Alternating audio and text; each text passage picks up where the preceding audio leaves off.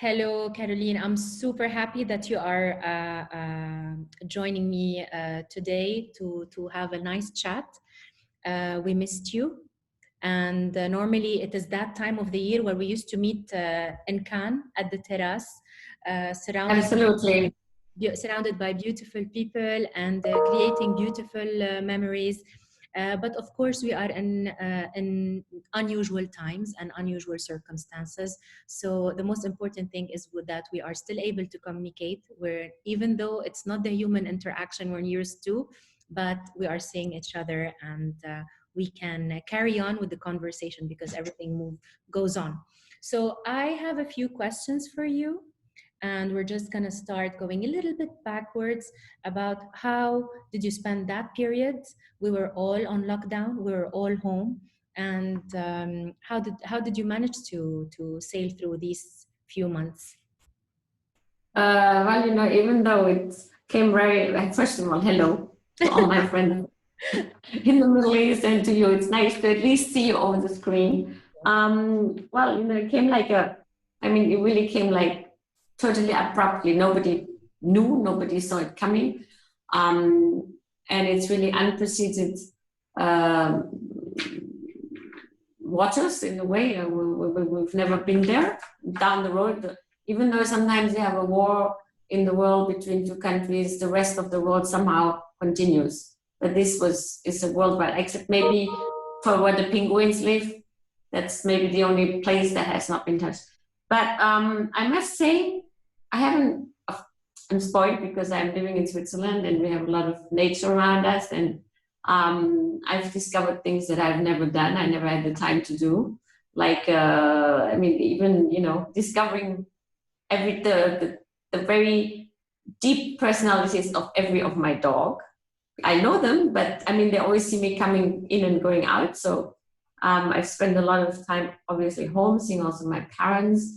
I have a new nickname. They call me Überfood because I was cooking, and I cooked for the whole family, and I really enjoyed it because cooking is somehow also something really creative, and I always loved cooking. So I've done a lot of recipes of my grandma from Germany and things that I hadn't done before. So this is something I enjoy, and I think I'm going to continue. I actually started to do cookbook too.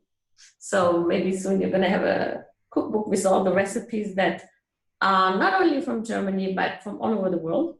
So that's one thing. I've put my house upside down. I cleaned all the cupboards in and out. I've done a lot of things at home. I've been working on different projects at home. As we speak, we're still finishing the red carpet collection. So nevertheless, that did not happen. There will be the red carpet collection coming out later on in the year. So we're finishing that off. That's always keeping me very busy too. Now, slowly, we're going back to the office. So China opened up, so it's actually doing quite well. Most of the markets also in Middle East have started to work again.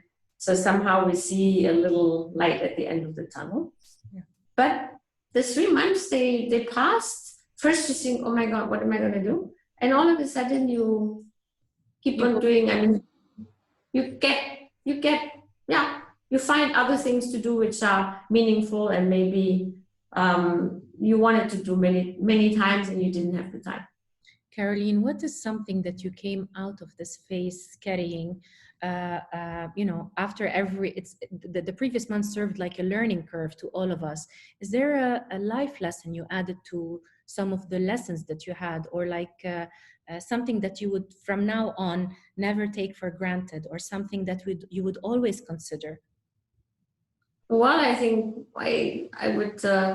We are a very connected family, but I think I have really appreciated to spend more time with my family, and this is something I would not do any less anymore. I've learned a lot about different people, in better ways or in worse ways. Mm-hmm. You learn more about the human aspect. Now you can say we don't still know where this came from. This undefined enemy without visa, without papers, without passport, goes everywhere, called COVID-19. However, we don't know, is it escape from a laboratory? Is it really the animals or whatever? Nevertheless, that's not the point. The point is that I think nature also taught us a lesson, because we did not care about the planet, and now the planet cared about itself for the first time. You have clean waters in Venice, you have basically no air pollution. It dropped to the point where the governments were expecting maybe one day arrive in 2030 or something. So I think that's the lesson to be learned, maybe to be more respectful to our planet and the animals, and Sure. and hopefully I think it's going to have a big impact on the way people travel. Definitely has an impact on sustainability, which I'm very involved, as you know. Getting to that in a bit. We're getting to that in a bit. Speaking of nature, Caroline, I know that probably the inspiration of the red carpet collection came right on time. And for this, now we're speaking about nature and the importance of taking care more of our planet. Let's talk a little bit about the red carpet collection, the inspiration, and I know that nature has always been played the major role of being an inspiring factor to you. But let's talk in details about this special collection. Yeah, I think maybe my theme, obviously, that I've been working on already since last year, because obviously the red carpet you don't do in a day, was really honoring nature and everything that has to do with nature, our planet, animals. Actually, this year would have been or is the 10th anniversary of the animal collection, though there is a capsule collection within the red carpet, inspired by animals again, and of course flowers and anything that has to do with our planet. And I didn't, at that time, of course, didn't know what was going to happen to us. So in a way, it's an inspiration from higher up maybe, but definitely the right theme in the right moment. Yeah. So we were just talking about sustainability, and now more than ever, Caroline, this topic has come back to the forefront of importance to many. I remember, Chopard, I was there and I visited your headquarters when you were the first, among the first leaders, if not the first, to start working with Firmine Gold and really taking care of so many things at that time were still not very much highlighted or in the spotlight. I don't want to call it a trend because it's our obligation towards working in that way. But let's talk about Chopard and sustainability, because I know it's a very dear topic to your heart.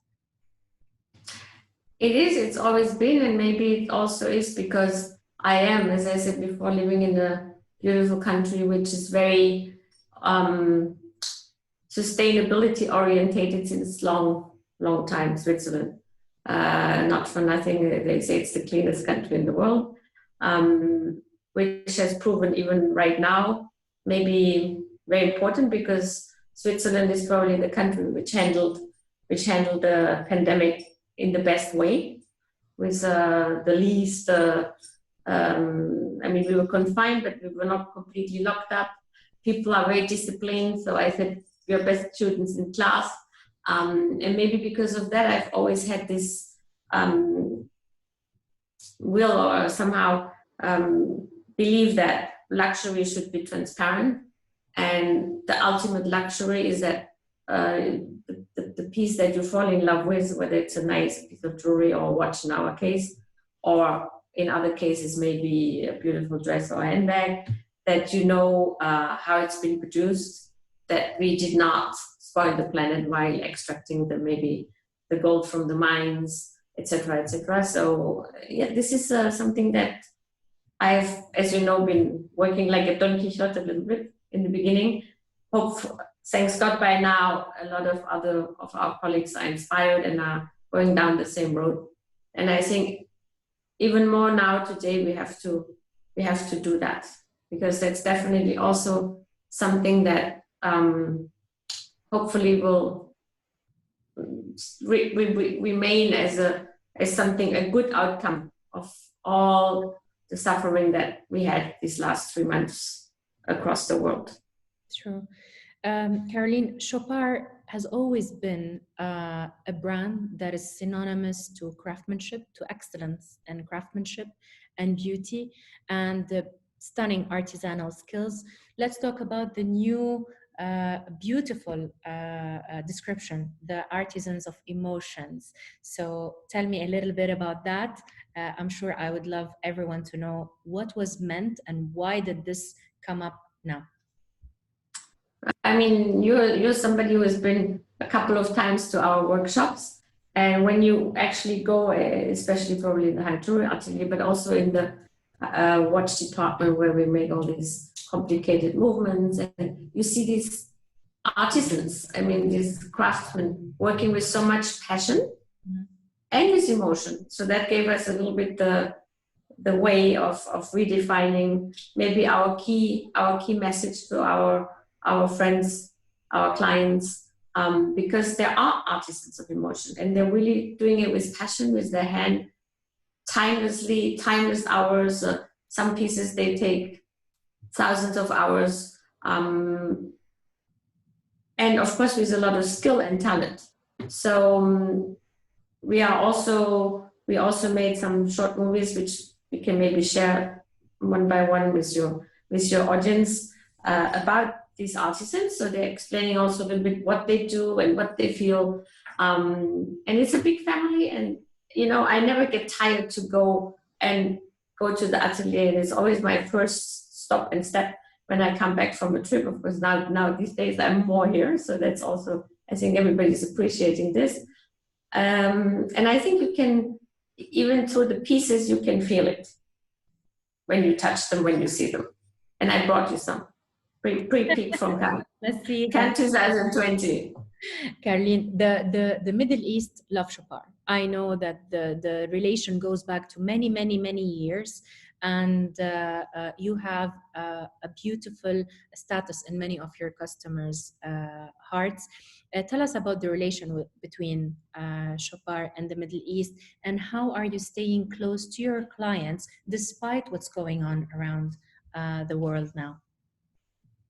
Well, the Middle East, I think, was one of our very first international markets. I remember when my dad was very young, he started, for example, with the father of Siddiqui, or with the father of Al-Fardan, or with the father of Trafalgar in Kuwait. So there is a long, long history of Chopard being, I think, one of the first luxury brands, watch brands at the time. There were only watches, not jewelry, within the Middle East.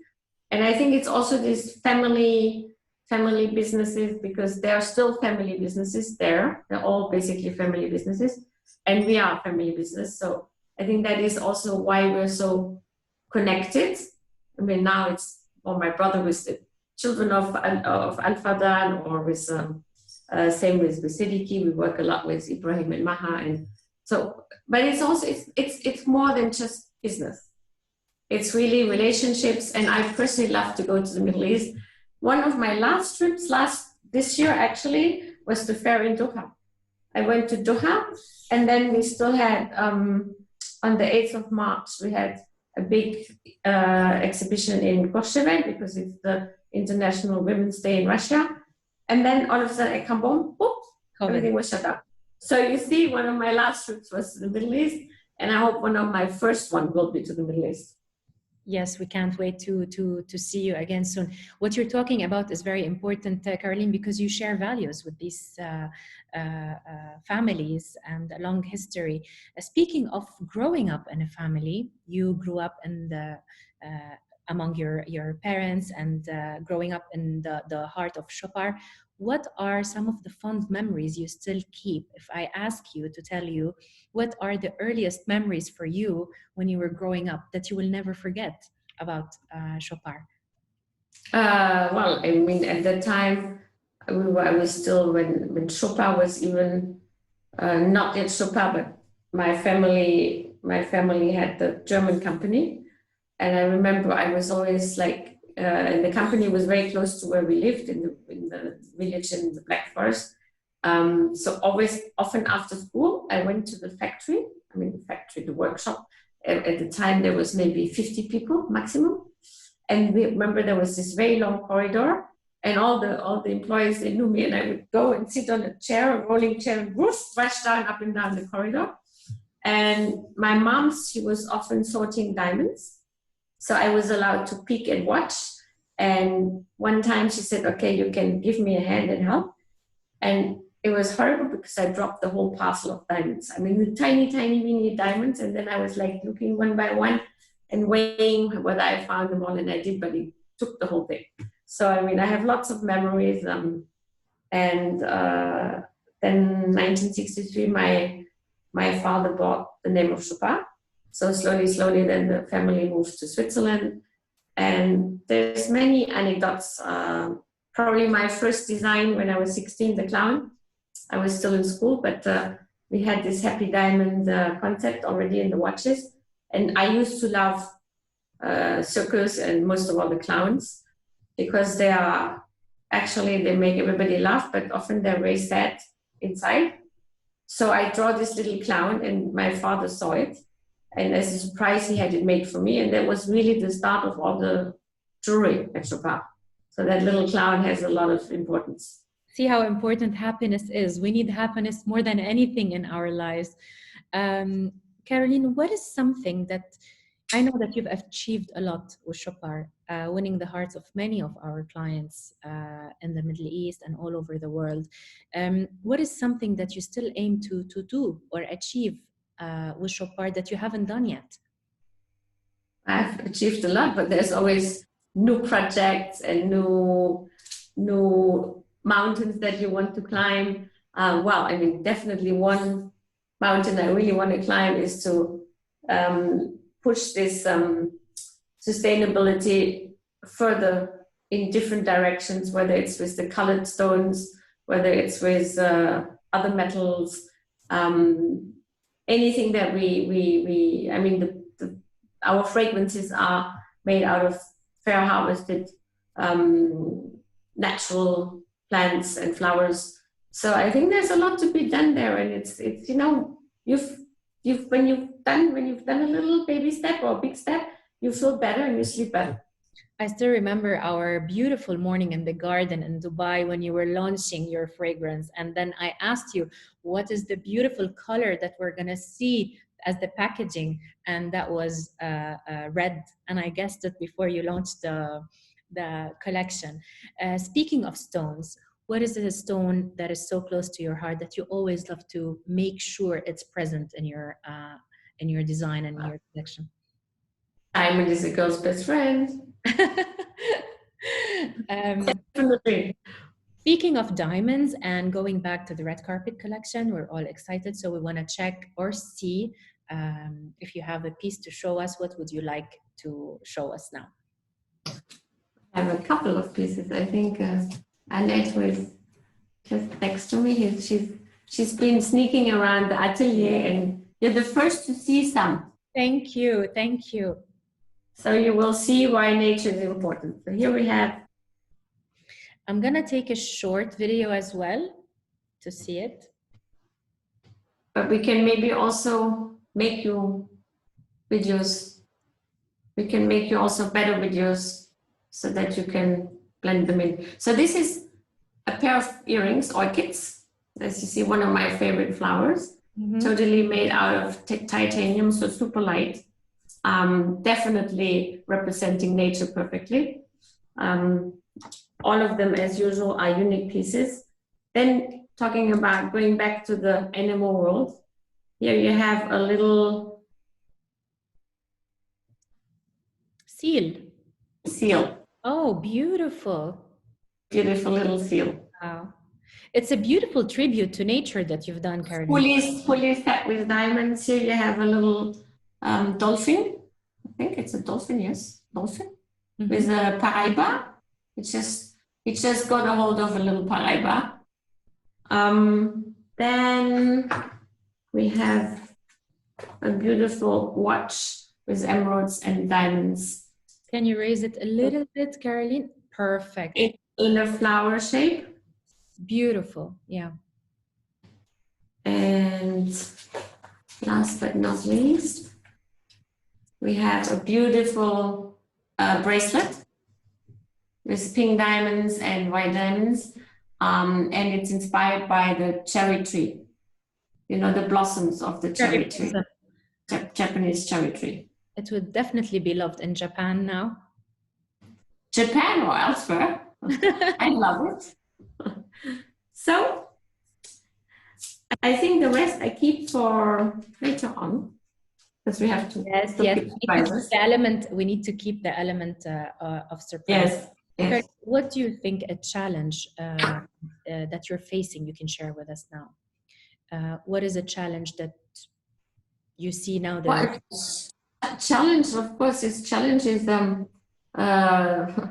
keeping the business going. Well, that's a challenge because obviously a lot of our boutiques were shut. So slowly they're starting again. Challenge is also the human contact, because I think we all need the human contact. So I think that, I've seen the first time I had some clients Saturday and Sunday at home, small groups, and they're Chinese, and actually they didn't even think they were hugging me. So I'm like, okay, fine, it's fine. I think there is, we are not meant to be talking to each other only over screens or keeping away. I think a lot of things can be done, a lot of work can be done over the screens and over the phones. And I think there will be more done over the phones because maybe people are also too frantic and hopping on a plane just to go for 1 hour meeting to London up and down, which you could have done on the phone. But I think the general human touch and the warmth of being with people, I think that's a challenge to reestablish, because I think everybody's lacking that. Caroline, would you describe Chopard in one word? One word? Just one word. Because there's many words attached to Chopard, but I would say happiness. Yes, definitely. And what I'll ask you now is to send a message to your fans and to the people that love Chopard in the Middle East. So I'm going to also record it at the same time. And when you're ready, what would you like to tell your Chopard fans? First of all, I would like to send you a very warm hello from Switzerland, from Geneva. I miss you all. I miss the Middle East. I'm missing the human contact, and I'm missing also the warmth of your country, the good food. I love Arabic food. And I hope that you're all healthy, safe and sound. That's the most important thing. That's maybe a lesson learned, that health is the most important thing. I think health first, because without health, we have nothing. Then comes love, and then comes the rest. Thank you, Caroline. As always, we used to sit at the terrace and enjoy our chats in Cannes, but you're always so genuine. I love chatting to you. This is what I really appreciate in our talks. And I'm very happy that we are connected through a screen, and hopefully we will meet in person. Hopefully next time we'll be soon sitting on the terrace again. Yes. Sending you from Dubai. Much love. Take care of yourself, and we can't wait to see you soon in the region. Me too. Thank you. Thank you, Caroline. Ciao. Thank you.